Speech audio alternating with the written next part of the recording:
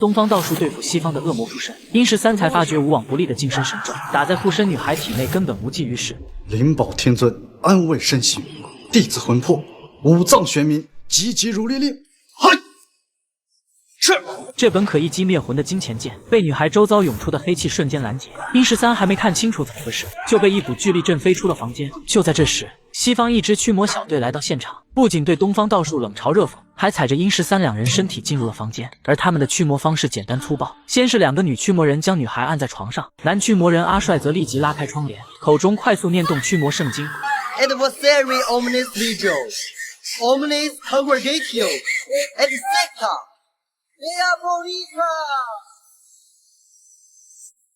虽然经过强光照射，女孩身躯逐渐稳定了下来，但她的灵魂却被恶魔拉入了地狱。不及时救出的话，女孩就算不死也会变成一个傻子。于是阿帅赶紧脱掉鞋子，一只脚踩清水，一只脚放外面，然后念动驱魔圣经，通过火机上的十字印章为媒介，强行撕开了地狱的一道口子。但阿帅进入这里只有2分钟活动时间，见周围烈焰燃烧，到处恶魔哀嚎，他立马静心聆听女孩的声音。果然片刻之后，他顺着声音寻找到转角的街道尽头，发现女孩正被恶魔不停的折磨，并且这时她身上的人类气息被恶魔嗅到，瞬间向着她聚拢了过去。眼看离女孩还有一段距离，阿帅急中生智丢出驱魔火机，十字印章顿时变成一团圣火，将阿帅和女孩带回了现实。事后，殷十三在大门口堵住3人，郑重其事地表示这一块归他管辖，不准阿帅以后在越界来抢生意。Sorry， 我们根本没这个兴趣，只是刚才那个女孩是被西方的恶魔附身，东方的法术对她是没有任何作用。不仅如此，女驱魔人更是贴脸秀了一段飞速转刀，吓得殷十三2人仓皇而逃。就这样，双方算是结下了梁子。这天，殷十三又接到一个驱鬼订单，求助人名叫林峰。他表示数天前的一个晚上，遇到2个壮汉在欺负一个女孩，本想下车出手阻止了他，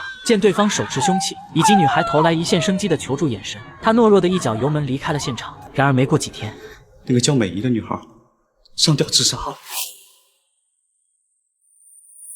原来美仪记住了林峰车牌号，第2天报警后，希望林峰可以出庭证明昨晚之事。可殊不知白天时，恶汉率先一步找到林峰，以他家人的性命威胁他不准出庭作证。没有办法，林峰最终选择了一问3不知。而败诉的美仪没将恶汉送进监狱，反而将自己搞得身败名裂，人尽皆知。当夜他身穿红衣，在出示小树林秤砣坠魂，选择了自尽。据说这种死法的人怨气极重，最容易化为厉鬼回来找仇人索命。果然到了第2天，欺负过美仪的2个恶汉，一个吊死在西头，一个吊死在东头。林峰则是在晚上一觉醒来，发现自己正躺在美仪上吊的地方。他下意识的抬头，却见美仪吊在树上，不停地向自己招手，并且他无论怎么跑，眼前都会出现一个上吊麻绳，接着周围出现数条麻绳将他吓晕过去。林峰这才侥幸捡回一名。而听完这些后，殷十三知道这只厉鬼道行不低，便谎称自己搞不定，让林峰去找阿帅的驱魔团队求助，想借此机会让他们被厉鬼暴揍一顿。果然不知这些的阿帅应邀前去驱魔。他们一进入那片小树林，就在原地不停地兜兜转转。当阿帅反应过来遇到了鬼打墙时，